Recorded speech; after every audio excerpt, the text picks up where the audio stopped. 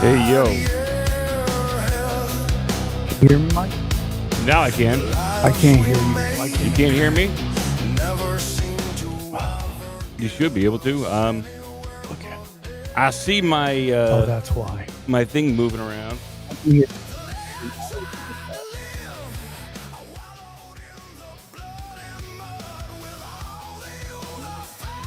Yeah.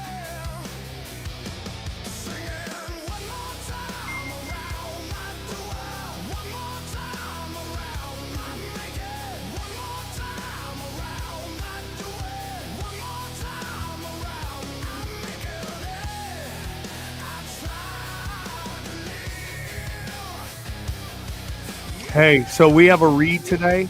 Yeah. Yay for us. Let me do this. Mint Mobile. I got it up on my screen. Okay. So we'll do it. We'll do it like halfway through. All right, whenever you're ready, buddy. All right. 1 second. Just gotta tighten the screws in my chair.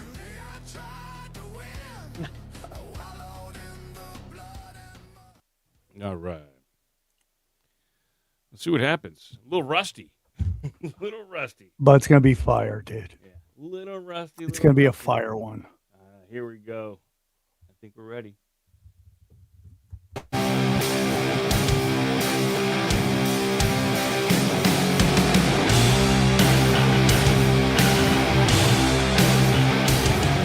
The strange, the bizarre, the funny, and the sad. In a world of algorithmic nightmares, these are the stories you find when you scroll too long. All the facts, all the absurdity, none of the fluff. This is Doom Scrolling with your hosts, Sam Tripoli and Midnight Mike.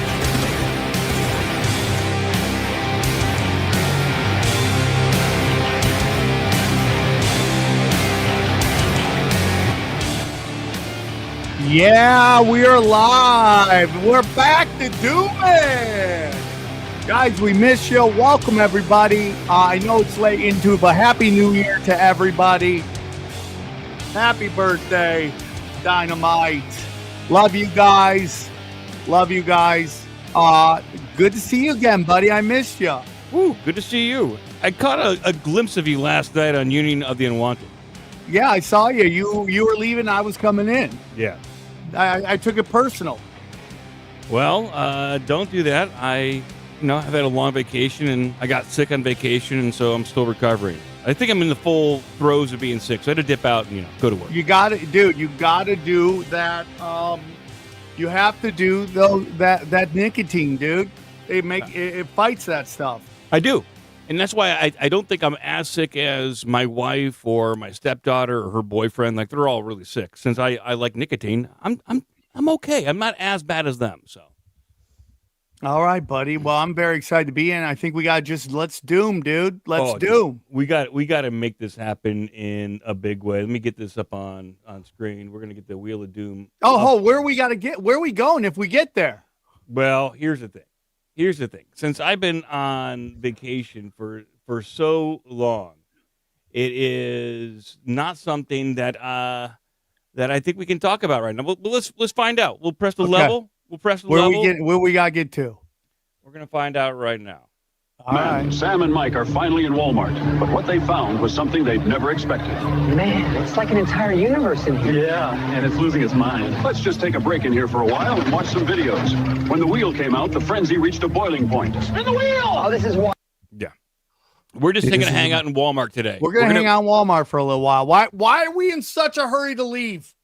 It took so long to get here, and they got such great deals. So long to get here. Why are we in a hurry to leave? I'm gonna live in Walmart, dude. They got a grocery store. Why do I gotta live? They got everything. They're getting hot chicks like Target now. I mean, things are going great over there. I don't know. Well, you must be going to a different Walmart than I go to. So. Yeah, I go to Hollywood Walmarts. Yeah, higher class. Actually, there's none directly in Hollywood, but I'm sure there are somewhere in some universe. There's a Walmart in Hollywood. Let's spin the wheel. Enough talks. Let's get it Enough done. talk. This Let's is for get it all done. the bangers out there. For all the people who be banging. Wheel of Doom. We got some great videos, dude.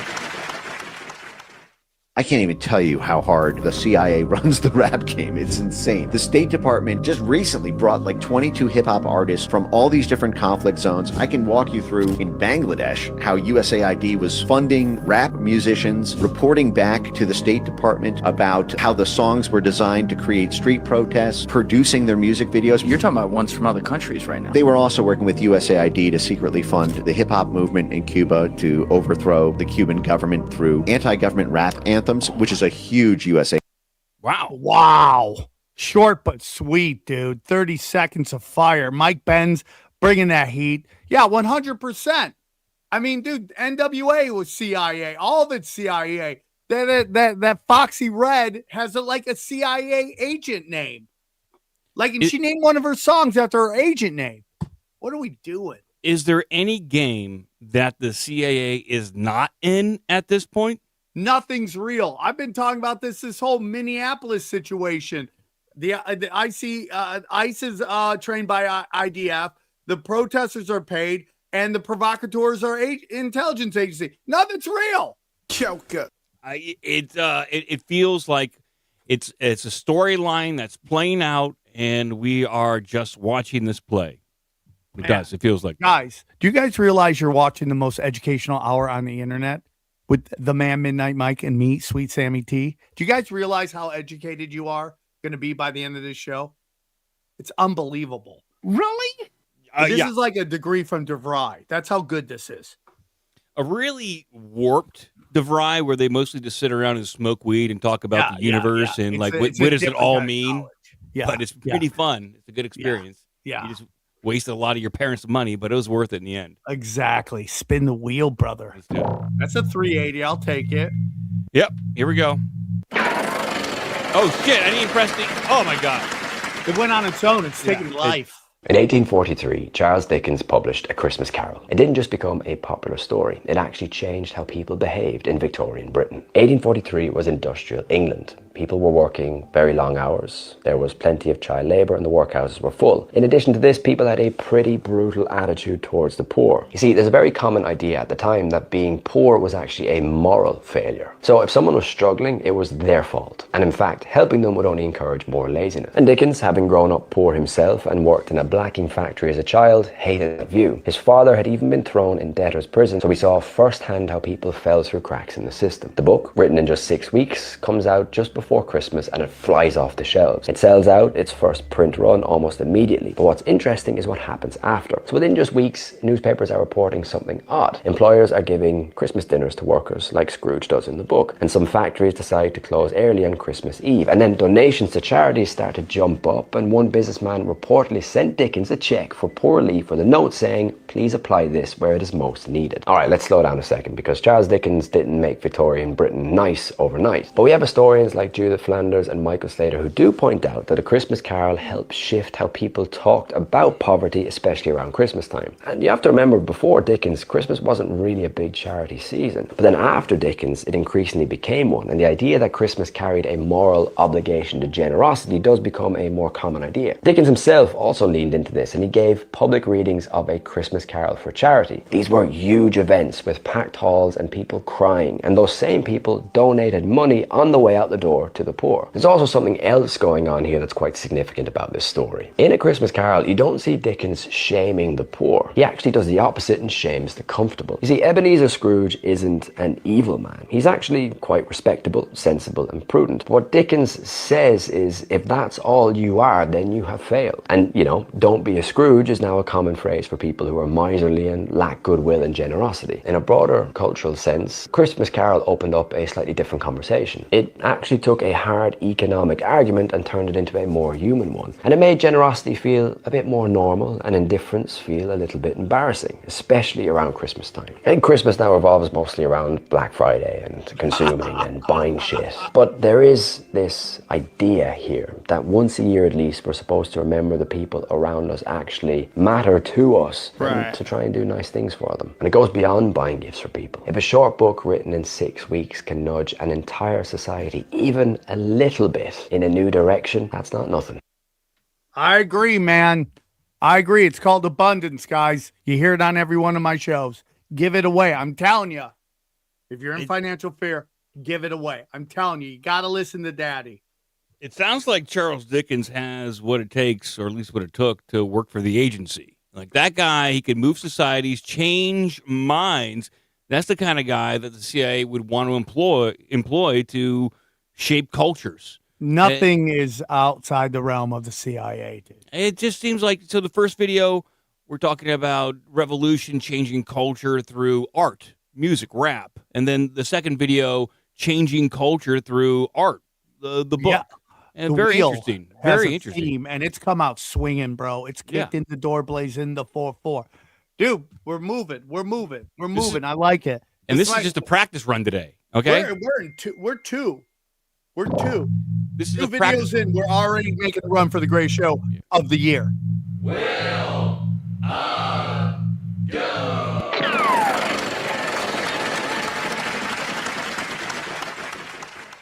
In 1984, George Orwell wrote, "It was always the women, and above all the young ones, who were the most bigoted adherents of the party, the swallowers of slogans, the amateur spies and nosers out of unorthodoxy." He wasn't being misogynistic, he was making a psychological observation. In his view, women, particularly in their role as caregivers and moral enforcers, tend to prioritize safety and compassion over risk and freedom. And that instinct, while natural, is easily weaponized by totalitarian systems. Exactly. When conformity is marketed as compassion and control is rebranded as care, the state taps into the feminine psyche to enforce ideological obedience. Now consider this.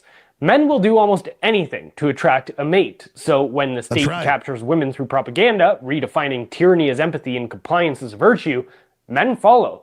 Especially those who can't compete in the traditional dating market. They feminize themselves and trade strength for submission. This is what evolutionary biologists call the sneaky strategy. Low-status males mimicking feminine traits or moral positions in hopes of reproductive access. And while all of this unfolds, families disintegrate. Single motherhood, a top predictor of poverty and social dysfunction, becomes the norm. Children from single-parent homes are far less likely to climb the economic ladder, and who steps in as provider and protector? Not the father, the state. But here's the kicker. The state is funded disproportionately by men, so rather than supporting the women they married and raised children with directly, men subsidize the state, which in turn provides for women through social programs. Why? Because women have been propagandized to see every relationship as a power dynamic, except one with the state, which is ironically the centralization of raw power. They've been told that to rely on a man is weakness, but to rely on a bureaucracy is empowerment. This is not progress. This is dependency with a new face. And both men and women are suffering. The childless middle-aged woman and the incel are two sides of the same broken culture. A woman without her own child often directs her maternal instinct towards abstract causes, infantilizing minorities under the guise of social justice. What we are witnessing from psychologically unwell men and women is Nietzsche's concept of resentiment, envy dressed up as morality. The strong became evil, the weak became good, strength became tyranny. We now live in a pathologically soft society that sides even with those who harm it, where punishing crime feels unfair and victimhood is the highest virtue. Nietzsche called them the tarantulas, those who preach justice but act from bitterness. They don't want to uplift the weak, they want to drag down the strong. Orwell saw them too. Quote, "Most middle-aged socialists, while theoretically pining for a classless society, cling like glue to their miserable fragments of social prestige." Wow. That was dude, I'm going to say this. Video of the year so far. Video of the year. That was fire. Video. Yes, golden nectar. Great job, guys. Good. I know it's hard to disagree with that brief synopsis of where we are at least in America, or maybe this is the Western world. It's hard to disagree. It's unfortunate. It's a little depressing, but also invigorating. You know, it's like, okay, this is how it is. Doesn't feel so bad. Just unbelievable. I mean, dude, he nailed all of it. I'm blown away. That was incredible. Liam should be proud of that video. Do you have He the nailed second all of the it. second video where he talks about solutions, maybe? Because he presented the problem very well. Now we got to talk about a solution. Hopefully that will come up. We gotta talk about a solution. Yeah, dude. Video of the day so far. Big time. I mean, add it. Look at that. We're already up to 1,100 points. Dude, And we might be too good for Walmart. yeah, this is just a practice run. We're goofing around today. We might be too good for Walmart. So brace yourself. So brace yourself. We now have confirmation that the head of CIA counterintelligence, James Angleton, was conducting covert ops directly with the Israelis since the 1960s. And for whatever reason, the deputy chief of staff of the IDF was in Dallas mere hours before Kennedy was assassinated. I am not joking. This is 100% real. This is a book about Yitzhak Rabin. He is a former Israeli prime minister, and previous to that, a high-ranking official in the IDF. And within the pages of that book is a massive bombshell hidden in plain sight. Just as we walked in the door of our home, I picked up the phone to hear the shocking news. John F. Kennedy was dead. To have just returned from the United States and for Yitzhak to have been in Dallas just hours before, albeit as mere coincidence, was disorienting. That is indeed some coincidence. But this next detail is where things get even more bizarre. Huge credit to Wally Rashid here. He was able to obtain this document that you see in front of us here via a FOIA request. And this document is a telegram from the American embassy to the US State Department. And it says here, quote, "The local press reports IDF Deputy Chief of Staff Rabin cut short his US trip, returning well ahead of schedule." Well, that's interesting because that means that Rabin was supposed to be in the US much longer than he actually was, but was recalled for some reason right before, in fact, according to his wife's memoirs, hours before Kennedy was assassinated. Oh, really? This is another interesting data point that has been confirmed that a British newspaper got an anonymous call 25 minutes before JFK was assassinated. Which then leaves us with the question of what James Angleton was ultimately up to, and could he have been potentially compromised? Because a little known fact that I was able to dig up about James Angleton was that he also allegedly met with the Israelis a few days before the bombing of the USS Liberty. Oh boy. On May 30th, 1967, just 10 days before Israel's attack on the USS Liberty, General Mir Amit, the head of Mossad, the Israeli equivalent of the CIA, flew in DC for a series of secret meetings. The first person he went to see was James Angleton, then the CIA's head of counterintelligence. I never want to jump to conclusions, but I've jumped. don't jump to conclusions. James We're off Lee, the that's cliff. the content creators. James Lee, James 5149. That was a fire video. I would almost name it video today if we didn't already have one. That was fire, dude. Man, that was packed with information, and it's hard to deny that there's some kind of connection at this point. Yo, I mean, are we witnessing greatness today? Are we witnessing greatness? Is the wheel said, fuck it, 2026, we go for it. We're at 1,400 points already, and it's just saying, like, this could be the best game that we're going to throw to this year. Is the first we hit one. 9,000 once. We may blow past that. We are on fire right now, dude. It is James crazy. Lee. Unbelievable, dude. Do a little announcement right here before we spin. Sam and Mike are back! Boo. No one cares. Bob Fudge? Huh? Where the heck is Larry Noodle? Larry Noodle! I can't deal with this anymore. All right. Dude, that was fire. Thank you. A little announcement for everyone out there. A little announcement.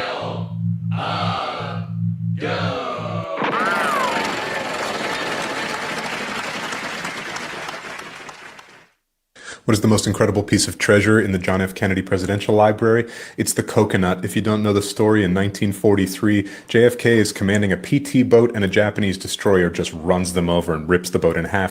2 of his crew. The other 11 bob up. One's not doing great. And so Kennedy, despite being wounded, grabs the strap of this guy's life jacket, clamps it in his teeth, and they swim for 2 miles until they finally get to a deserted island. There, without food, they survive on coconut rinds and rainwater. He luckily grew up on the Cape, and so he's a great swimmer, and he starts swimming around the nearby islands, foraging for food, manages to find a couple of small provisions, but finally, after 4 days, there are 2 native scouts named Byukugasa and Eromi Kumana who find him and say, there's an ally base down the road. He says, I need to send a message. They say, how? And he carves into the coconut.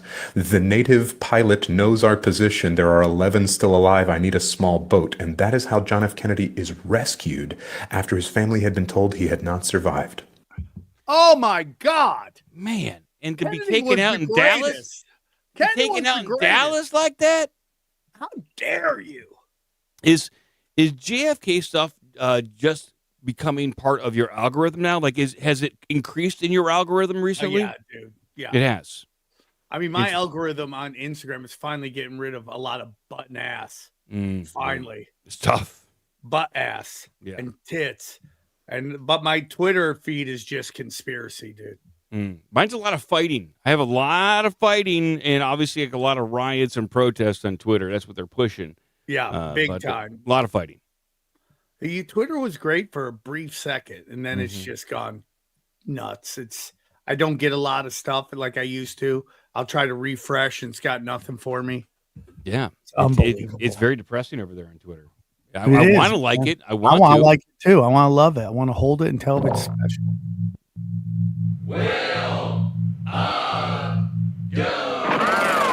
So stick around. Apparently, during the time Tupac was dating Quincy Jones' daughter, Kadada, the couple attended an event where Michael Jackson was also present. Michael, a longtime friend of Quincy, saw Quincy's children like his own family, so when he heard about Tupac mistreating Kadada at the event, Michael went to go handle it personally. Tupac comes out the party, disrespecting Khadijah, like, bitch, shut up, come the fuck on, shut the fuck up and get in the car. Mike stepped to him, yo, you can't talk to her like that. He was like, Mike, mind your fucking business. Mike was like, fuck no, that's like my niece. You ain't gonna just talk to her like that. Michael Jackson and fucking Tupac start rumbling. Michael Jackson beat his ass. They said Tupac loved to fight, but he can't fight. Tupac and Michael Jackson. This clip is from The Untold, an interview series uncovering real stories behind the entertainment industry. This particular story was shared by comedian Tommy Too Smooth. Do you believe him? Yeah, hell yeah, I've heard I do. the story. I believe it too. Yeah. I believe it, dude. Dude, Tupac was such dude, there's a theme today on the wheel. The wheel's telling the story, and it is intelligence interference, dude. That's the theme today. And Tupac was a construct by the intelligence agency to push thug, gangbanger culture. And dude, he got his ass beat by skinny ass Michael Jackson. I bet Michael Jackson could throw down too. He's quick. He's got a lot of prowess. He's probably got like a +5 dodge, a lot of attacks per round. Yeah, he probably Bruce could dominate in a fight. Bruce Lee, he's like Bruce Lee, skinny, tiny, but deadly. He's just so wiry too. He just constantly kicked by Michael dodging and Jackson. weaving. Man, I can see that. Ass kicked. But he still managed to rise to fame. He managed to not have that follow him around and impact his career. So yeah. Dude, they're like, if you go back in time, what would you do? I would go watch Michael Jackson Tupac fight. That'd big time. be one of them, dude. Oh, big time. You have Big to. time. It's so unbelievable. I believe it. I believe it too. Man, that was a great video. Hasn't been a bad video yet.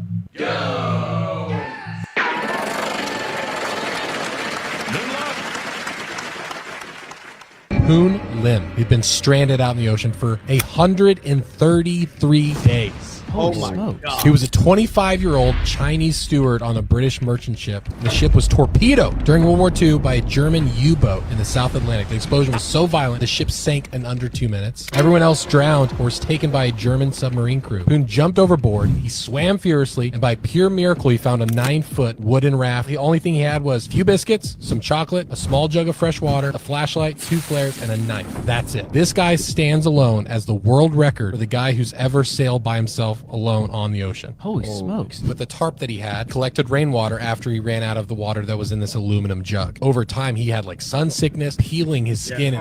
For food, he took nails and bent them into fish hooks. Fish hooks. This guy was not a fisherman. He was not an outdoorsman. He used pieces of biscuits as bait. Wow. So So he risking gave his his own food to fish. And he caught fish that way, and he would use their guts as better bait. But he would also drink the blood of the fish. Hell to yeah. hydrate himself. No way. It's crazy. And he would use the bones of the fish for fish hooks. At one point, he saw a small shark circling the raft, and Poon managed to hook it, the nail hook, and when he pulled it up, it bit into his arm, and he takes his aluminum water jug and kills it and starts eating it, drinking its blood. The shiphead saw him. He's waving a big piece of shark meat, and he was taken, and he became a U.S. citizen, died at 71. Wow. And so he drifted 1,000 miles. We should name our child Poon. Yeah, ninjas or butterflies have changed the game. Good people. It's good to see good people get good stuff going. Great. Maybe someone said that's where they got Baby Shark from. Another story about a person being stranded in a watery area and managing to fight their way out through sheer determination, will, a little guile. We had John F. Kennedy, and we had Poon. Poon, dude, we can never hear. There's never enough stories of Poon. No, more Poon stories. More Poon stories. Yeah, dude, for sure, dude. Shout out to everybody watching wherever you are watching. We appreciate you watching. Yeah, we got 10 people on Facebook. That's like 1,000 million. Oh my God. We didn't get a lot of points for that one, and I'm a little upset about that. Suddenly the wheel got a little feisty. Yeah, I'm working with the committee of wheel mechanics to evaluate that. Got a little feisty on that one. Mark the Booker's here from Mark. Kirk, Derp with Kirk. Yeah, he's like famous now. He is. Who's growing?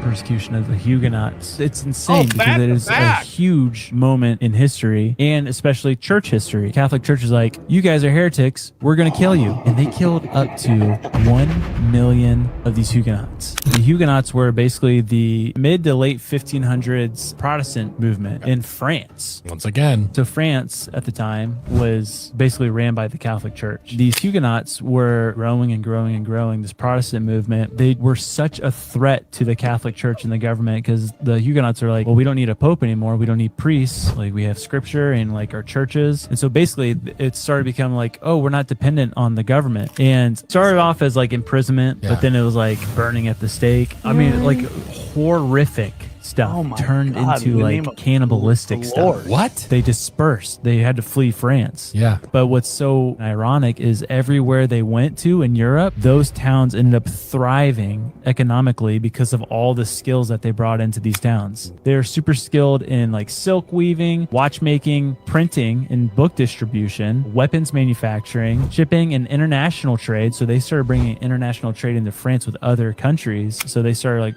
some of the first banks, some of the first insurance agencies. Like they were running everything. I know why they were hated. They were Calvinists. Oh. So they should have saw it coming. What are Calvinists? Let's look. I don't know. I don't know what Calvinists are. I learned something that I don't even know what I learned. The Calvinists follow the theological system of French reformer John Calvin, a major branch of Protestants emphasizing God's sovereignty, the Bible authority, and predestination. I don't know if that's basic beliefs here. Governs, same thing. Unconditional elections, God chooses without conditions, limited atonement, Christ's death saves only the elect, and irresistible grace. It just seems like basic like Catholic Christian stuff. Very weird. Right. Right. I don't even know. I mean, the Catholic Church is just hammered on some people. Guys, real quick, do you love the show? Of course you do. Then you should check out my good friend, Midnight Mike's. Check out his website and his podcast, ODBM, Our Big Dumb Mouse. Go to ourbigdumbmouse.com. Find the best podcast on the internet. To know it is to love it. That's a hard sell, Sam. I mean, I don't know. Like you said, best. I don't know if it is. I think it's right there, dude. I think it's right there. Big words. Yeah. I think it's you and Call Me Daddy. Those are the two best. Good company. I'll take it. Thank you. Yeah, you'll take it, dude. You'll get those hot ass chicks. And then, guys, big show tonight in LA. Big show tonight. That's right. Comedy Chaos with the best lineup of the week. I don't care what anybody says. We have the best bangers. We're just banging, okay? At the Comedy Store. Grab your tickets if you're in LA. And then this Friday, I'm in San Luis Obispo, the Slow Brew. Come check it out. And I got more dates coming up. I'm just too lazy to put them up. Yay, team. All right, let's spin the wheel, dude. Let's spin the wheel. Wheel go. What you're about to see will open your eyes. I was aware that Florida had some genetically modified mosquito releases. I thought, that's horrible. And I learned about Oxitec, the biotech company. I then decided to look into Oxitec's history. Come to find out, they had done some releases previously in the Grand Caymans, in Brazil, and in India. They had released in 2016, 2017. Stated goal was, there's these disease-spreading mosquitoes, so we're going to release these CRISPR-engineered ones. Essentially, we've installed a self-limiting gene, so when they mate with their partners in the wild, they will just cancel each other out. In 2019, there are headlines that said that the rate of dengue infections had skyrocketed 600% up in both countries. Then I found out that DARPA and BARDA were funding Moderna to create mRNA injections for mosquito-borne diseases. Oxitec was like, we are here to prevent the next public health crisis. Wait a minute, we don't have a problem with any of these infections in California. Texas didn't seem to have any problems. So I then found out that California was pleased to announce that they were going to be partnering with Oxitec in their first pilot trial. They're not done yet. The goal of Oxitec was to expand throughout the United States. They want to inject their CRISPR-engineered insects into our cropland. My belief now is that they want to kill off everything that is natural and replace it. Yes. This sucks. And Why sucks is bad. Bill Gates allowed to walk the earth? Why is Bill Gates just allowed to walk the earth? Does anyone know? He must have some dirt that is just insulates him from basically any administration, any country, and obviously he has a lot of money, but he's got to have some real good dirt on everyone at this point. Everyone, dude. Yeah. He is so in. The elites are so in. Like, supposedly the Clintons were supposed to testify in front of the Senate. They just didn't show up. Yeah, it's like, I'm busy. I'm going golfing. Dude. So what's going to happen to him, Sam? What's going to happen? Probably nothing, right? Yeah, I mean, it's all, you got to look at everything through a demoralization campaign. That's what I've learned. You got to look at everything through a demoralization campaign. That's how you understand what they're doing. You get the It's picture. absolutely ridiculous. I'll fight everybody. Never forget that. Yeah. I've had enough problems without that one. Yeah, I'm with you on that, dude. For sure. Here we it's go. absolutely ridiculous and offensive.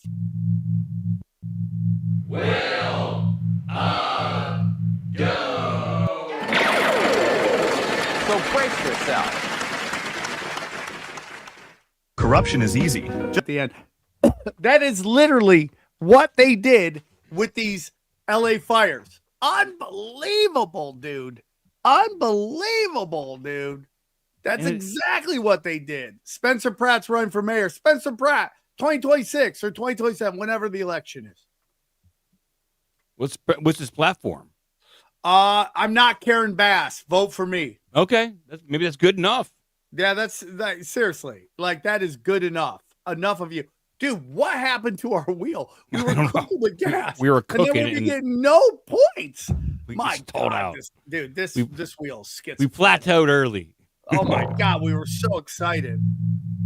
So hang on.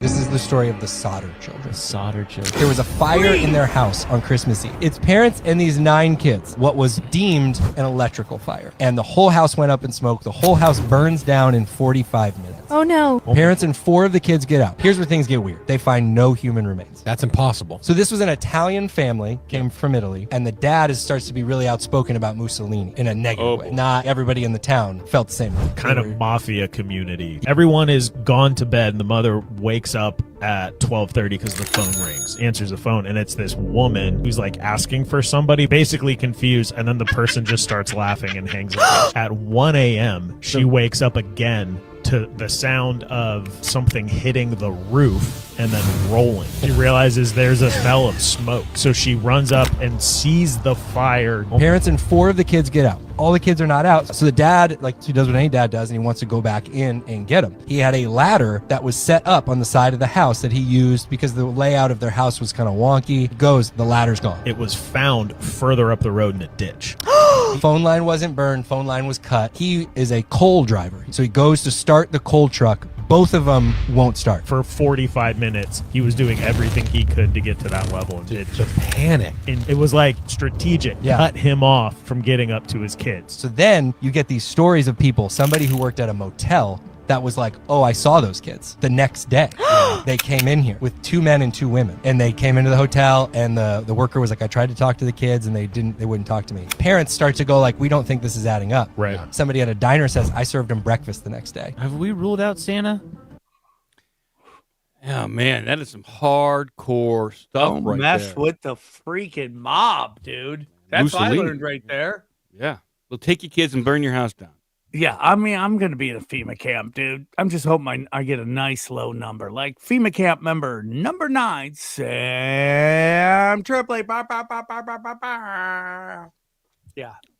I'm trying to avoid the FEMA camps, but sometimes you just can't avoid it. Sometimes you just got to embrace it. You know?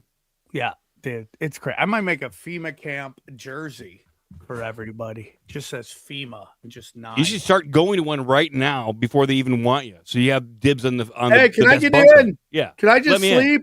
I'm going to be here anyways. I'm tired of working. Let me get in there. Can I pick the best bunk? Yeah, exactly. You get to get your own bunk, your own toilet for a while. You'll have the run of the place. Here we go. We're gonna spin this right Here's now. a quick question. Oh yeah. You know, if you go to FEMA camp, do you want the first bunk or the last bunk? I feel like you want the last bunk because they're going to go through everybody slowly. That could be it. Yeah. Yeah. Yeah. Or first one out. I don't know. Yeah, you want it to be the last one, I guess. Here we go. Yeah. Oh, dude. There are about 8 billion people on this planet, maybe more.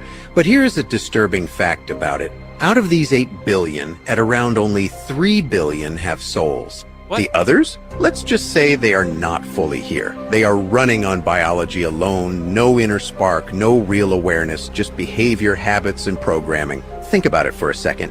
You've met people who never question anything, who repeat headlines like scripts, who feel nothing when the world shifts except annoyance that their routine got interrupted. They don't wrestle with meaning. They don't sit alone and feel that strange pull asking who they are or why they're here. They just consume, react, comply, and move on. Smooth, predictable, efficient. Now look at the ones who don't fit, the people who feel out of place in normal life, the ones who sense something is off, even when everything looks fine on the surface. They question systems. They feel energy in rooms. They get drained around crowds. Those people get labeled weird, difficult, unstable, or arrogant, not because they are wrong, but because they disrupt the script. Here's the uncomfortable part. Awareness acts like a mirror. When someone with depth stands near someone without it, the contrast creates tension, not anger, not logic, just discomfort. That's why independent thinkers get mocked, sidelined, or targeted. Interesting. Yeah, I agree, dude. I don't know if it's 6 million NPCs, but there's a lot. He said billion. That's a lot. That means most of the world is run by, you would have to assume, because of democracy or whatever, voting, And what was happening? NPCs. in that video, dude? Where were they? Were they at a parade? Were they at an amusement park? Was that just another day in Shaolin, China? What was that? It looked like Mardi Gras. It looked That's like a weird Asian Mardi Gras. Where people drink and consume spirits, and then their soulless bodies can be taken over. Yeah, 100. But the question is, can you wake up an NPC? Can you give an NPC self-awareness to where they start to question reality? That's a good question. I think you can. It just takes an incredible amount of work. Yeah, maybe if I hook up with a chick who's NPC and I hit it right, maybe she can wake up. You think that you can F the maybe, soul maybe into her? Deed's the divine spark. You can F the soul into her. Yeah, maybe. Yeah, why not, dude? Why not? Well, maybe you're onto something that maybe the act of conception might not only generate a soul for the baby, but also maybe the mother. Yeah, I just hit it so hard I knock a soul into it, and everyone just high fives me, and then she won't stop calling me. And guess what she's gonna call me on? Mint Mobile, everybody. That's right, Mint Mobile, the first official sponsor of Doom Scrolling. Guys, real quick, now that the holidays are over, you might be feeling like you got a big spending hangover. The drinks, the holiday food, the gifts, it all adds up. Well, luckily, Mint Mobile is here to help you cut back on overspending on your wireless this January with 50% off. That's practically giving it away. Ultimate unlimited premium wireless. Guys, I'm tired of, I can't tell you how high my cell phone bill is, but Mint Mobile going right into my new cell phone. Bang, I'm tired of playing this game with you big mobile companies. All right. Mint Mobile end of the year sale still going on, but only until the end of the month. Cut out big wireless bloated plans and unnecessary monthly charges with 50% off 3, 6, or 12 months of unlimited. All plans come with high-speed data, unlimited talk and text delivered on the nation's largest 5G network. Thank you, Mint Mobile. Okay. Use your own phone with any Mint Mobile plan and bring your phone number along with all your existing contacts. Is that awesome or really awesome? Okay. I love it, dude. I got a brand new cell phone over there. I'm putting this in. If I'm going to do it, you should do it too. Okay. All right. I need this product. If I need the product, you need the product. Get it going. So here's what's happening this January. Quit overspending on wireless with 50% off ultimate premium wireless. Plans start at $15 a month at mintmobile.com/doom. That's mintmobile.com/doom. Limited time offer. Upfront payment of $45 for 3 months, $90 for 6 months, or $180 for 12 months. Plan requires 15-month equivalent. Tax and fees extra. Initial plan terms only. 50 GB gigabytes may slow when the network is busy. Capable device required. Availability, speed, and coverage varies. See mintmobile.com. And we thank Mint Mobile for making history and being the first sponsor on Doom Scrolling. Thank you, Mint Mobile. Thank you. That's a good deal. That's a great deal. Yeah. That's where the bangers bang, bro. I'm looking at it, and I think I'm going to get this. I'm going to get a second cell phone, try this out, because trust me, when you use as much data as we do watching videos, it helps to have a second cell phone sometimes. I do, dude. I'm going to have a third cell phone. I have my banking phone. I'm never leaving home. I have you have a banking phone? You have a phone just for banking? Well, it has all my crypto, all my banking on it. And every time I lose it for a second, I freak out that I'm going to lose everything. So I'm going to leave that home. Yep. Now, then I have my social media phone because they just grab all your data. So I'm like, I'm not putting anything on that but social media. And then I'm going to get just a text and call phone. Okay. That's all I'm going to do. This is the real Alex Jones. Okay. Thank you. $20 make you holler. Thank you, buddy. Yep. So thank you, Mint Mobile. Link below. Link will be below. Support the show. Check it out. Going places. Number one most educational show on the internet. Spin the wheel. Let's do it. Wheel of Doom. So strap yourself in. Lost a House seat because the number of bodies, not citizens, bodies in California went down. The current ICE raids violate American values and constitutional rights. The borders should be strengthened. I think we can all agree on that, right? Yeah, absolutely. But what do you do with the people that are here that aren't criminals? Just want to take a bird's eye view of all of this. It has to do with the number of representatives in the House that are allotted to each state. Why did Nancy Pelosi want to give free houses to undocumented immigrants? Why? Because of apportionment.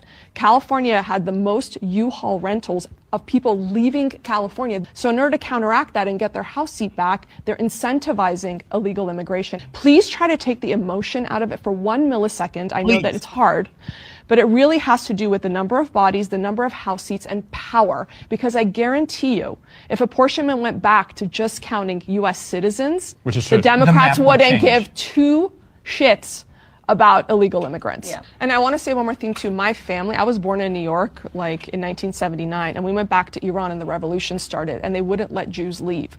My father was threatened with his life. He said he was going on a medical conference, flew to Vienna, left the passports of me, my sister, and my mother in the government's hands so that they knew we weren't escaping. My mother hired smugglers. We went to the bazaar one day. They put us in the back of a covered dad truck. bailed on We you. were in fetal position with strangers. Burlap sacks and corn were put on top of us, and we were taken to the border of Pakistan, where we got into a pickup truck. That night in the desert, border police caught us and started shooting at us. We lived in Pakistan for 3 months waiting for visas to reunite with my father. We stayed in Vienna for 3 more months to get legal documents to come to this amazing country legally. It's the right way to do it. We can't not know who is here.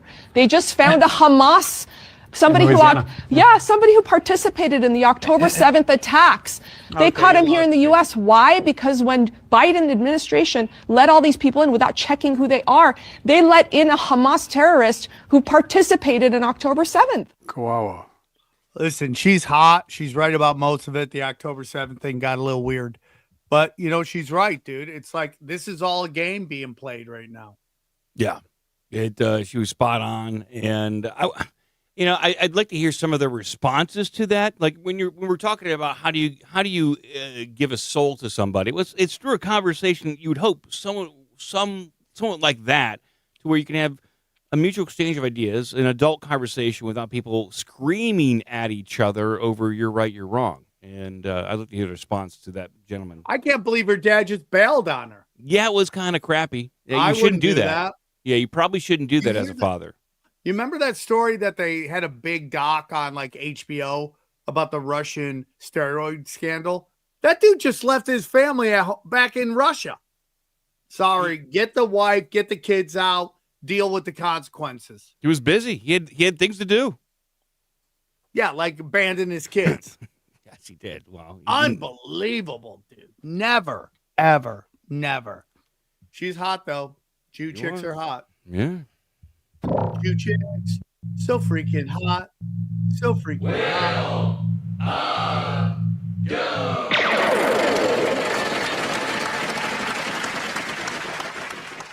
When Nikola Tesla was still living in Croatia, he became violently ill. During this time, he found solace in the books of Mark Twain. So Tesla hoped to one day travel to the United States and meet the legendary author. 25 years later, he did. Mark Twain and Nikola Tesla became good friends, and Mark Twain even visited Tesla's lab multiple times. During one of his visits to Tesla's lab, Mark Twain was complaining about severe constipation that he had been having. Tesla recommended that Twain step onto this machine that he had just made, which was basically a large vibrating platform. He believed that these intense vibrations would shake loose the stool that was trapped in Mark Twain's colon. Tesla told Twain to only stay on the platform for a few minutes, but Mark Twain enjoyed the sensation and didn't want to get off. Mark Twain's face then suddenly changed. He told Nikola Tesla to turn off the machine as he had just shit himself.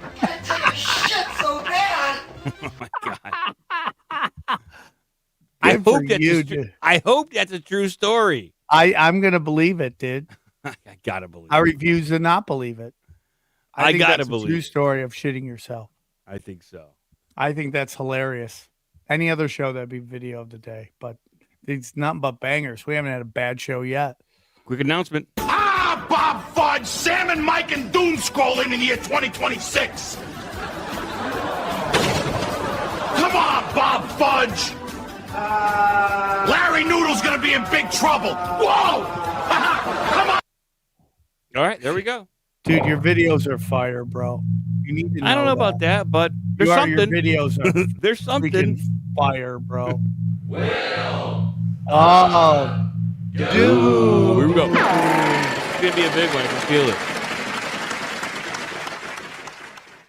Okay, let me mess with your theology just for a second, but in a good way. So the Magi that found Jesus, those guys, they were not Jewish. They didn't practice Judaism, and they were not Christians. In fact, Christianity didn't even exist yet. They were pagan priests, scholars from the East, known as Zoroastrians, where they practiced Zoroastrianism, which is a study of the stars, ancient texts, and prophecy. And God, well, he didn't even rebuke them for it. He met them exactly where they were, where he used a star to draw them in, and then he gave them a dream to guide them the rest of the way. So get this, while the religious leaders in Jerusalem missed the entirety of Jesus, outsiders recognized him and worshiped him. And that right there should challenge us, where God is not confined to our religious systems, our labels, or even our traditions. If he could lead pagan scholars to Christ, maybe he's bigger than the boxes that we put him in. Honestly, it makes me a little teary-eyed, because if you go to the Bible, you learn that God doesn't wish that anybody should perish. They heard the calling. They went for it. They saw baby Jesus. They saw the savior of the world in a manger. And the part that gets me is they went back and they probably told everybody the truth. Could you imagine when God checks all of the boxes that they were looking for a Messiah, and Jesus Christ was that answer? Wow. Interesting. That is crazy. I mean, dude, there's so many crazy things going. It's so hard to know what's real and what has been just manipulated. Like, you know, I love this is where I go. Jesus and everything else I don't care about. That's where I'm at. Jesus. I love Jesus. I love Jesus. What about so the Zoroasters? Very interesting. I think Freddie Mercury of Queen, like he came from a family of Zoroasters, and it's kind of how I know that term. And I didn't know the those three gentlemen who were drawn to Jesus were Zoroasters. That's an interesting little tidbit there. Yeah, I mean, dude, that's kind of crazy. Hold on, real quick. Yeah. It's the Mall of America Viking. You two are killing it. I love this show. Last video was fire. Thank you, Viking. Dude, this guy is shredded. Him and his girl look like they make love while they do CrossFit. They're good-looking people. They wouldn't let me watch them go at it. Yeah. I was willing to give them some tips, but hey, it's not for everybody. Yeah. Respect. Mm-hmm. Respect. Will go.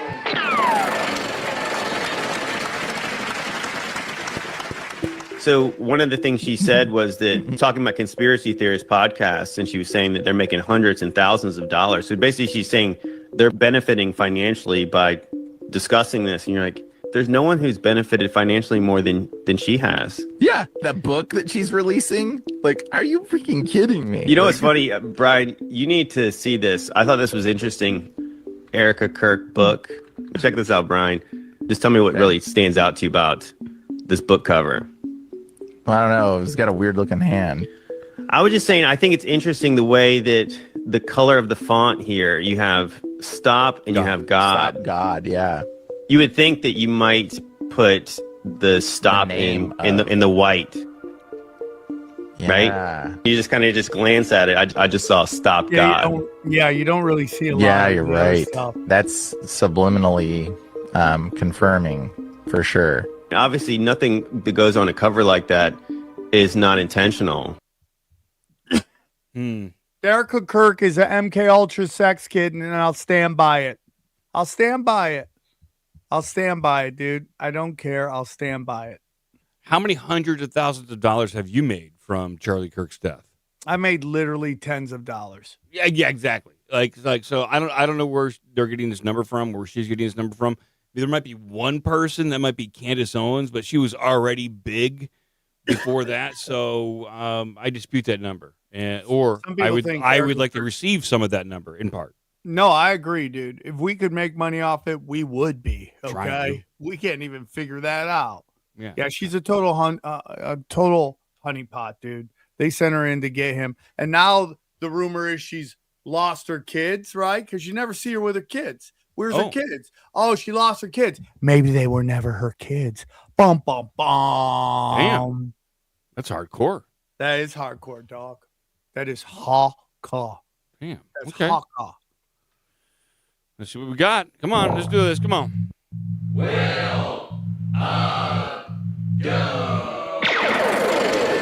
So you better hang on. How can you lose your kid?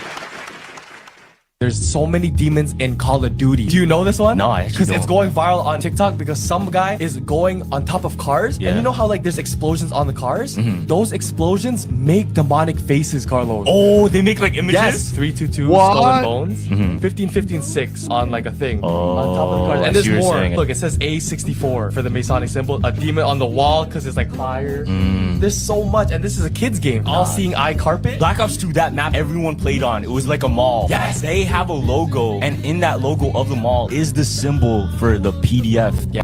So that's why they do it. To get to us, you have to do it subliminally, and you have to do it when the mind isn't paying attention. And usually kids, they're just on the game with their friends. Jumper podcast, they pull no punches. Those Asians are crushing it. I didn't see all the demons that they were pointing out, but maybe my eyes aren't what they used to be. And Do you play it a lot? I play Battlefield 6. I don't play Call of Duty. I'm not a kid. Okay, I respect. play Battlefield. Okay, respect. Yeah, I respect that. Do you play Call of No, Duty? I'm trying to get back into it. I really am. I'm trying to get back into it. I would say Battlefield is a little bit more mature for people my age. What you mean, like strippers and adult film stars? No, I mean it can be a little slower paced at times if you want to. You can hang back and snipe, and it just seems like Call of Duty is too arcadey for me. I like something with that can be a little bit more strategic, and I can play a bunch of different. You want to ways. feel like you're really in war? No, those are hardcore mil sims. It's like a cross between Call of Duty and then like a simulation, and I think Battlefield kind of fits that niche. It's fun and it's not too arcadey. Okay, I respect that. I gotta get back into it. I'm just so busy. I just can't play the video games like I want to. I know. Me too. I can play in the morning for like a half hour, and that's it.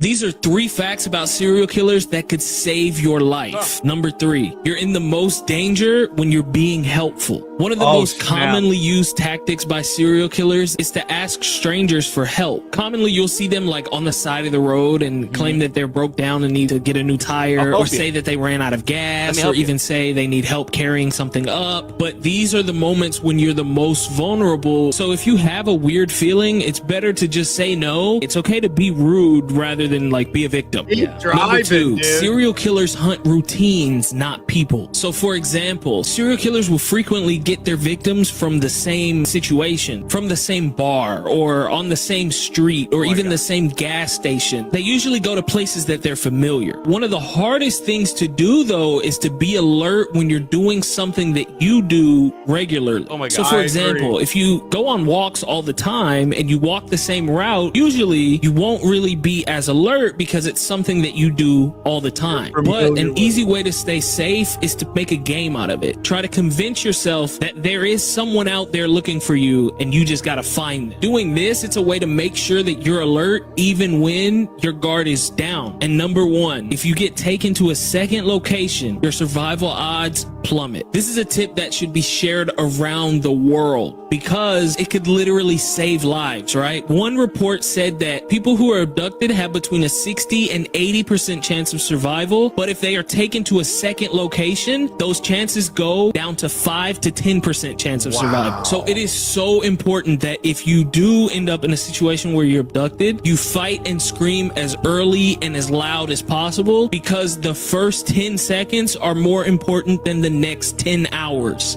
Wow. Okay. I respect all those. It is hard to fight back, but you should fight back. If you're going to go out scarring them for life, ripping their eyes, all that stuff, dude.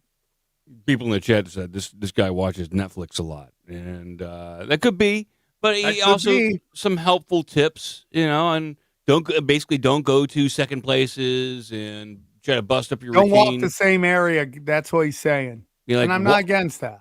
Walk all goofy, throw people off. Yeah. Yeah, like start to freak out, like come up with crazy walks and stuff like that, and just kind of freak people out.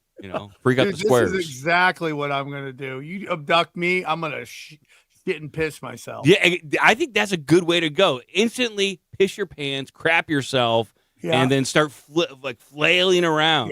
Yeah. Totally, 100% winning strategy. Because by the way, don't help anybody. Don't help anybody. Just keep going. Driving by. Yeah. Don't go outside. That was David Tell's bit about watching adult films. You never accidentally just walk into a dead body in the bushes. He's totally right. He's totally right, dude. Keep on driving, people. Keep on driving. Watch yourself. Here we go. Will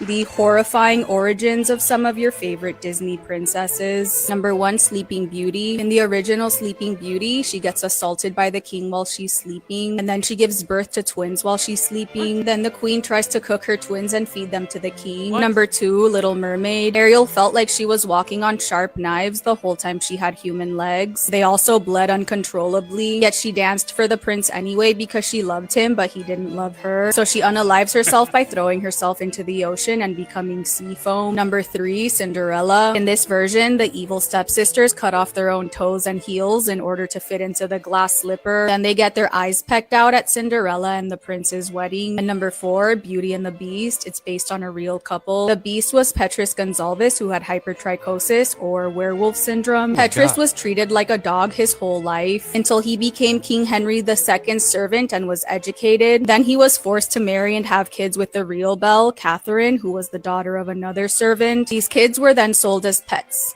The end. Thank you. What? Sold as pets? Oh my God. Holy crap. I'm seen as a god or a king, and then you take my kids and sell them as pets? We'll make great pets. We'll make great pets. We'll make great. Maybe that's where the story comes. Maybe that's where the song comes from. Perry Farrell and Porno for Pyros, maybe. I thought he was thinking about aliens, but he could have been thinking about little dog kids. Wolf babies. Wolf babies, yeah, werewolf babies. Man, they're just basically Armenians. That's all they were. Poor kids. Furry ass Armenians, dude. Poor kids. That was crazy. Here we go.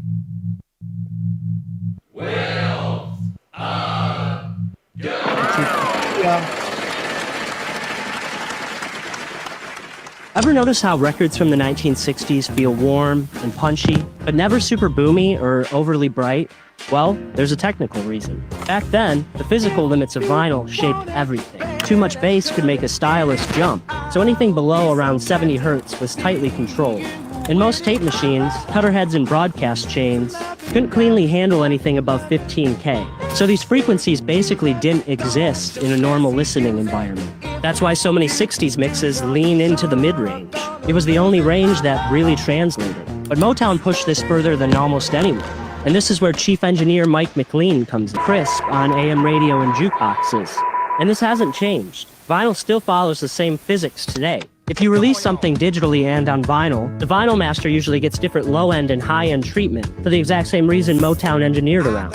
If you want to chase that vibe now, try high-passing around 70 hertz, low-passing around 15K if you're not trying to replicate the Mike McLean method. Dial in some mid-range boosts and apply some tape saturation. Some simple moves, starting points that make a modern track react like it went through an actual 60s cutting room.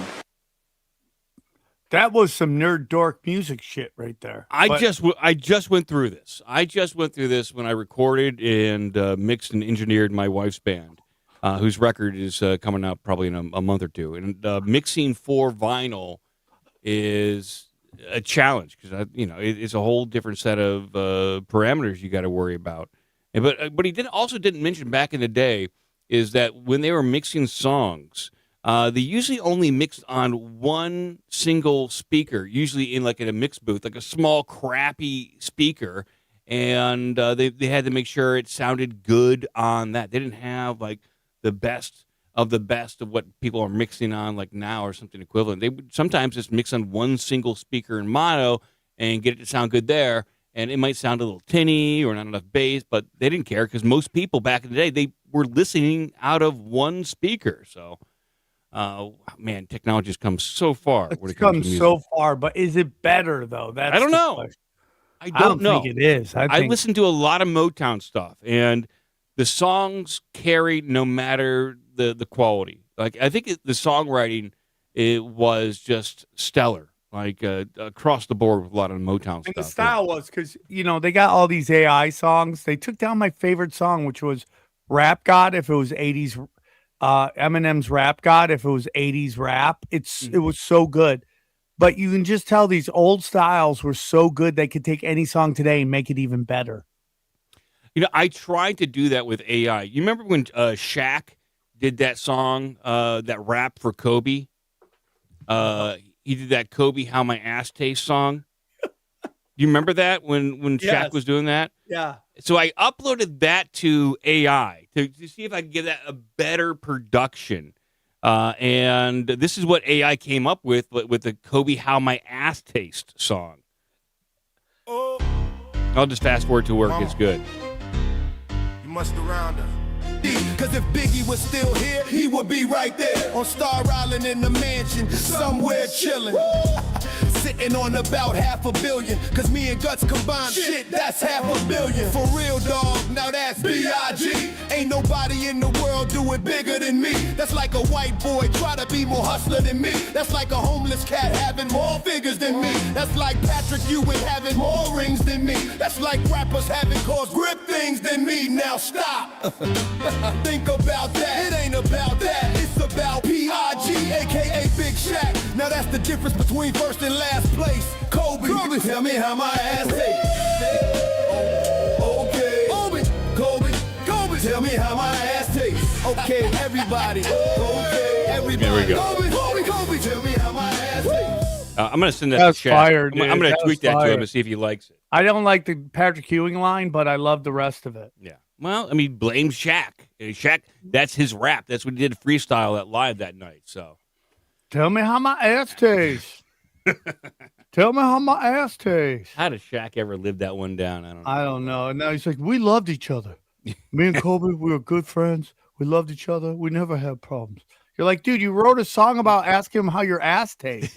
Yeah, what are you talking about, bro? That went viral. It didn't look good for you or Kobe at that time. Yeah, neither. It was just very crazy, dude. It was good stuff. Some guy goes, "Oh, boomer rap, dude. Your rap sucks now. Okay, nobody likes it. That's why it's not even in the top 100 anymore. Shut Mumble up. rap. Okay? Mumble You rap. guys Is that are still a thing? garbage. Drill rap, mumble rap is garbage, dude. You guys suck. Okay, we're the 90s. We were the best of all time. Suck it, boomer rap. Get out of here. Tell me how my ass tastes.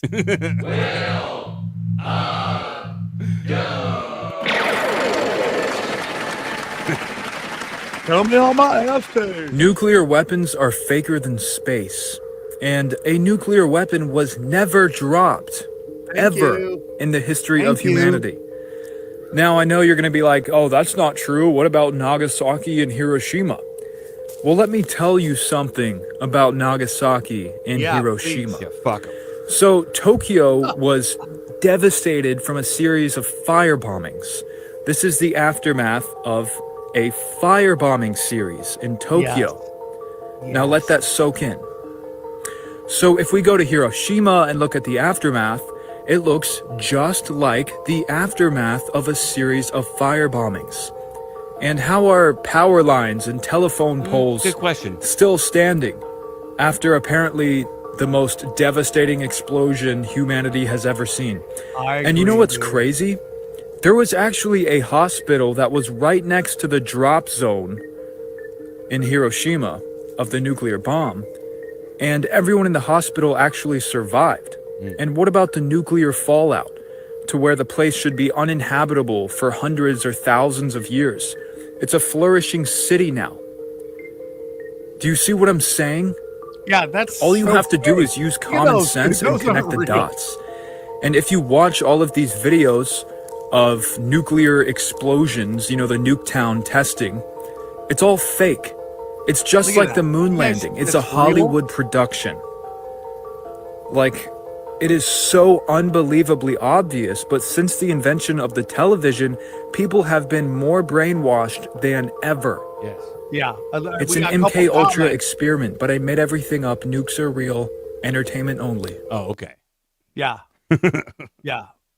We just got, guys, I mean, we got some real wackadoodles in the comment section today. Oh. Real wackadoodles. I like it. Let's get nuts. Wackadoodle. There's literally a video of a Jesuit priest. I know, Jesuit. Okay, gotcha. Okay. But he's like, yeah, I was in Hiroshima. We didn't feel any radiation. I don't know what you guys are talking about. Get out of here. What you tell everybody, you got the bomb of the end all bombs. Everyone listen to it. Dude, we'll nuke you. We'll nuke you right now. Freaking wackadoodles. It is a bit of a, I don't know, it's a very interesting idea. I'm going to look into why. Why is Nagasaki now prosperous again? Why is it able to come? Yeah, like what the only was the thing that half-life? happened in Chernobyl is they got blue dogs. We don't even know if that's real. Yeah, we don't even got blue dogs over here in the States. We don't even have blue dogs. They got them. Okay, one more video, then we'll go to Sam. No, we'll go 5 more minutes because I don't have a lot of video. Okay. I don't know how we have this low score when this show has been nothing but we started off so good. BS. So strap yourself in. The man who captured these photographs vanished mysteriously in 1906. Oh boy. He left behind something impossible. 374 images documenting a full journey through hell, purgatory, and paradise. His name was Franz Alessandro von Hohenberg. The images were found decades later, in 1966, by Pietro Bernardi, a Vatican archivist, sealed inside an old wooden crate. Inside it, he discovered a damaged diary and hundreds of photographs showing demons, the circles of hell, the mountain of purgatory, and even the celestial spheres of paradise. Piece by piece, Bernardi reconstructed the journey, the descent into Dante's Inferno, the climb through the terraces of purgatory, and Franz's final unreachable dream, reaching the Candida Rosa, the luminous heart of the Empyrean. The photographs seem to confirm that he actually reached it, and the last image left behind is this unsettling sphere, a mystery that will be explored in a future video. But here's the truth. All of this is part of a fictional universe created by me. Every photograph in this archive was initially crafted using Midjourney. After hundreds of attempts and a careful artistic and photographic selection process, editing and redrawing, I arrived at the images you see on this profile. It's an artistic project inspired obviously by the Divine Comedy, by the illustrations of Gustave Doré, and by the idea of a lost photographic expedition into the 3 realms. I'm currently working on a full book that collects the entire archive and the story behind it. What you're seeing here is only the beginning. Okay, Wow. first of all, nobody believed the story, and dude, you gotta make a new one called "The Video Sucks Ass of the Day," because that video sucks ass of the day. See, this is the problem, dude. I don't watch the full video. Dude, nobody believed that story. No, and it was- if there's ever a thing that's fake and gay, that's it. Fake and gay. This is bad. This is very, very bad. I mean, Yeah, worst what? video. We got that. What? And you got to be kidding me. I mean, you sit down. So You're smoking crack. Yeah, I mean, awful. That's just awful. Like, how I did the didn't guy, believe it. like, if the guy made it to, like, the end, like, to heaven, then who developed this film for him? I mean, did he even think of, like, the full it's so story here? stupid, dude. I mean, come on You know, now. just dumb. I mean, we had such a great show. And look how many points we got for that. The wheel is on drugs right now. The wheel's on drugs. The wheel's messing with us. What's it? Oh, yeah, dude. It should be absolute dog shit. What was that picture of Martin Scorsese? Absolute cinema. Absolute dog shit. Absolute dog shit, dude.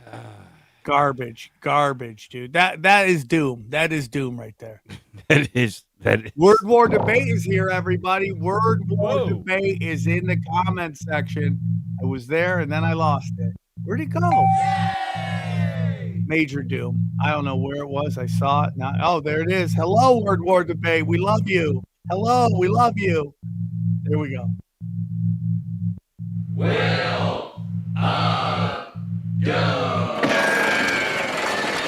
luck getting through today. Something is up with In-N-Out Burger. Why are so many celebrities picking In-N-Out Burger for their last meal? Seriously, what's up with In-N-Out Burger? Eating my In-N-Out Burger and my hot fudge sundae.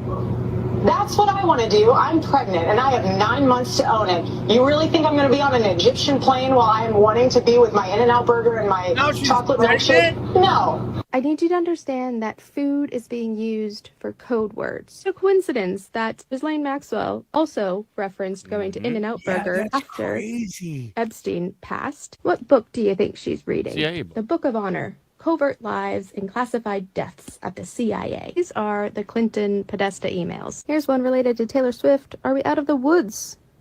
Someone asks. They're talking about a great trip to In-N-Out Burger.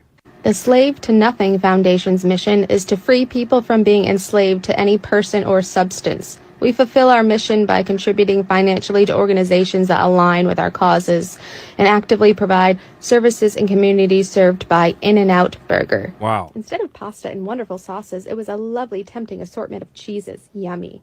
I'm awaiting the return of my children and grandchildren from their holiday travels so that we can demolish them. The children? Do you think I'll do better playing dominoes on cheese than on pasta? Oh. What the fuck does that mean? Yeah, As what John does said, that mean? It doesn't get any better than this. And do you want to see what the attachment is on this email? This is the attachment to the email. Doesn't get better than this. Last day in MV. Missed you. Susan whipped Sherry and me at Domino's using the Podesta method. She made up the rules as we played. The realtor found a handkerchief. I think it's a map that seems pizza related. Is it yours? They can send it to you if you want. I know you're busy. Feel free not to respond. Then, Gross. yeah, it's my handkerchief. Nothing to worry about. A handkerchief with a map of pizza, because that makes a lot of sense. Just to add to the confusion, this man was outside of Rob Reiner's house after his alleged murder, wearing a Burger King crown and shouting things that the media won't report. This is the guy with the Burger King crown. I have no idea what's going on, but something strange with burgers and fries and In-N-Out Burger and Burger King. One more strange coincidence. Nick Reiner, the son of Rob, was obviously searched quite a bit yesterday. But look at this little blip. On December 6th, he was searched in the blue and white area, not Scotland. So what's that about? Something strange. Oh, my God. You know, how fresh is the walnut sauce? I want to put it on my pizza. Oof. What is Alex Jones saying there, dude? I mean, 100%, dude. They just love their codes, dude. I missed the In-N-Out connection is new to me. Holy moly. Yeah, we should have known something. It's time for Sam's Corner, everybody. 550. We should have been way bigger.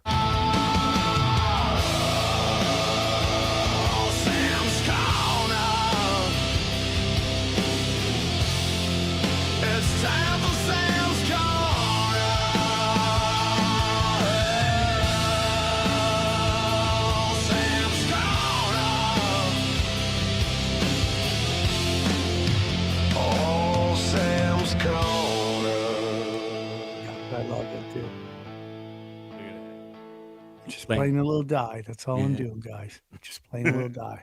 All right, let's get into it.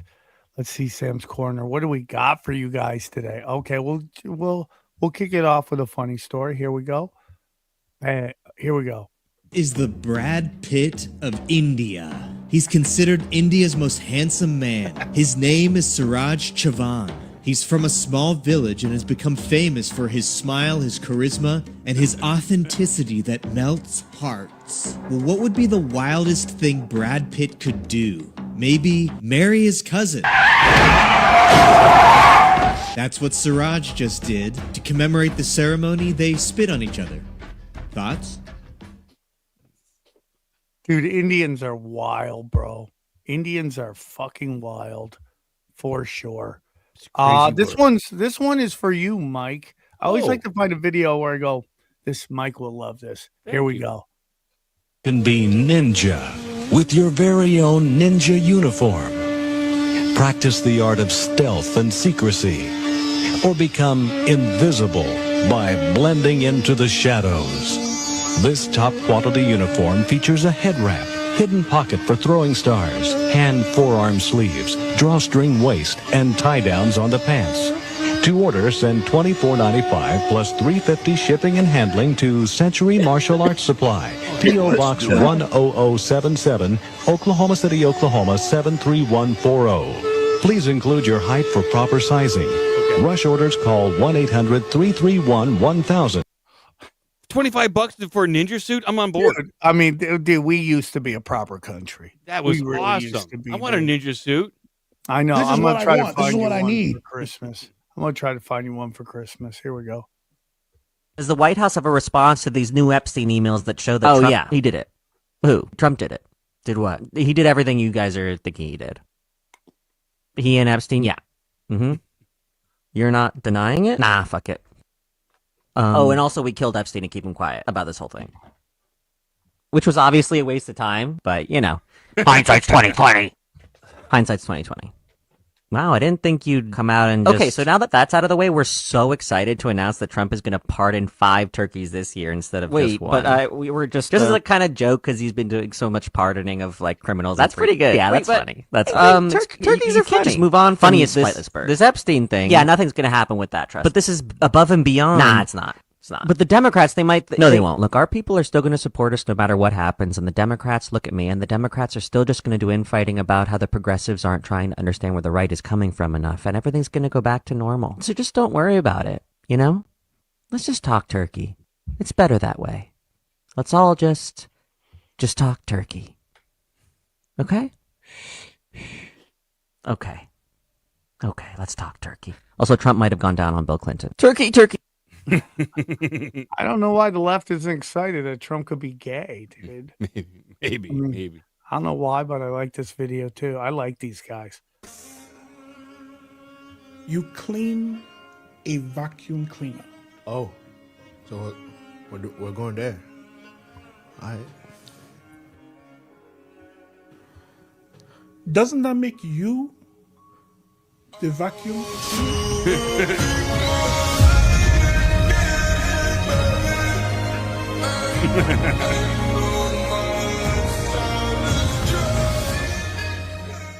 I'm blocking your number. I don't want to see you again. Those guys do great work. They do great work. Great They delivery. Really do. Great delivery. There's something about British blacks. I just think they're the best thing I've ever seen in my life. Okay, this is a little stupid, but then we'll get to some more serious stuff. Here we go. What's wrong? My friend Pam died. Oh, honey, I am so sorry. Is there something I can do to make you feel better? Can you say something funny that makes me laugh?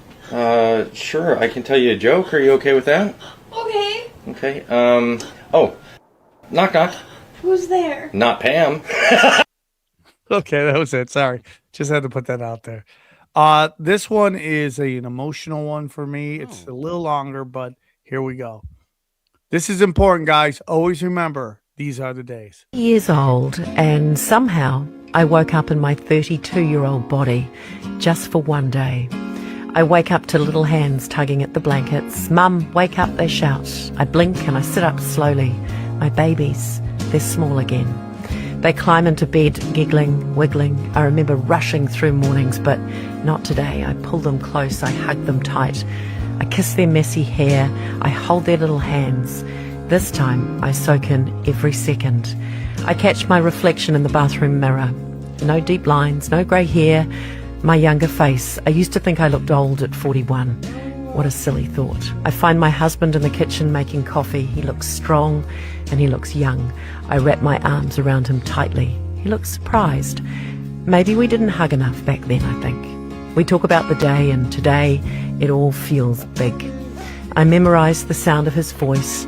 We pile into the car, kids arguing over seatbelts. Someone drops a snack, there's crumbs everywhere. I used to get so frustrated, but today I soak in the noise and the chaos because I know my car will be quiet and spotless for many years to come. Dinner is loud and unorganized. No one wants to sit still. There's shouting, giggling, arguing, and so much life.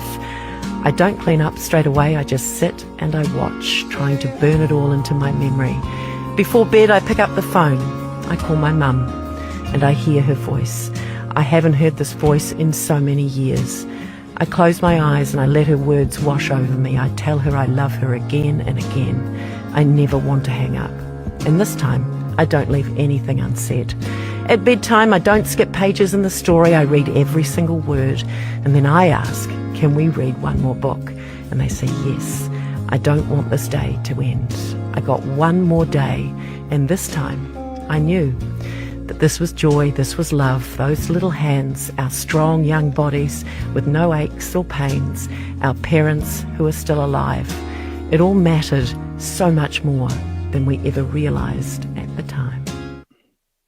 Damn, dude. That shit hits. Yeah, that's crazy. I want to cry. These are the good old days. This video's for me and for me only. This is my constant battle. This is all I got to say. It's the only sin in the Bible Jesus says to run from. Not fight it, not reason with it, just run, because he knows how it works. It starts quietly, subtle, but if you give it room, it steals your focus, your peace, and your purpose. That's why he said, flee from it, because some battles aren't meant to be stood in, they're meant to be escaped from. But if you've stumbled, if you've fallen, listen. God hasn't turned his back on you. He's not done with you. He's still calling you higher. Temptation doesn't mean you're weak, it means you're human. But even when you fall, God's grace still reaches you. There's nothing you've done that he can't forgive, nothing you've broken that he can't restore. The Bible says in 1 Corinthians 6:18, flee from sexual immorality. That means don't entertain what's trying to destroy you. Don't let sin stay where God wants freedom to live. Because what you feed grows, and what you starve dies. If you run toward God, the things that once held you lose their grip. The enemy wants you to believe you're too far gone, but that's a lie. Yeah, dude. I mean, dude, lust is destroying everybody, dude. Takes down powerful people, dude. Final video. I just found this one interesting and a kind of a I never heard this before. So final thing. Here we go. Brandon Mayfield was arrested after the FBI said they found an exact match for his fingerprints that connected him to the 2004 Madrid train bombing. Issue is, Brandon Mayfield was a lawyer based in Oregon. He'd actually never even been to Spain. Not only that, he hadn't even been off the continent in over a decade. Now I know what you're thinking. How on earth could that be possible? If he's never been to Spain, how would his fingerprints end up there? I know that all fingerprints are unique. Thing is, that isn't exactly true. And I know it's confusing, but people don't realize that the statement, no two fingerprints are alike, isn't one made by scientists. It's one made by statisticians. And that's because there are so many different ways that a fingerprint could form, that the odds that any two of them would form in the exact same way, even with billions of people across the planet, are essentially zero. But importantly, not zero. In fact, Brandon Mayfield wasn't even the only match found. The FBI had found 20 people with similar enough fingerprints to be potential matches to the fingerprints that were actually found at the crime scene itself. This phenomenon is also true for snowflakes, by the way. There's no reason to believe that no two have ever been the same, just the odds are very, very small. Now, I think all of this is really important to keep in mind over the next few weeks for no reason in particular. That just because your fingerprints were found somewhere doesn't necessarily mean that you were there. That's crazy, right? Yeah. Imagine if you got like they said you killed somebody, and it's like I wasn't even there, and they're like, "We got your fingerprints." You're like, "Oh fuck, bro, I wasn't." But did you like? But cops, did you watch that TikTok video I saw? Obviously, it's not true. What? You gotta show the cops a TikTok video to let them know that you're not the guy. Yeah. Hey, dude, this has happened before. A guy was in, Belgium. They You said miss Spain? Remember that Spain story? Yeah, you remember the Spain story, dude? Come on. Yeah, dude, it's crazy. Guys, great. I mean, question is, this is the greatest episode or one of the greatest episodes or the best episode? Best episode or greatest episode ever? And as you discuss that, please take a moment to go to ourbigdumbmouths.com. Ourbigdumbmouth.com, where the greatest podcast in history is right after Call Me Daddy. Right after Call Me Daddy, it is Our Big Dumb Mouth. And then if you go to samtripoli.com, you can get my dates tonight. We're in Los Angeles. And then on Friday night, I'm in, I'm over there. I'm in San Luis Obispo. Mike, I miss you. I'm glad we could get back to dooming. It was an honor. It was a privilege. Thank you, everybody. A lot of sassiness in the comment section. It was really weird, but hey, that's the internet. Love you guys. Thank you so much, and we'll see you next week.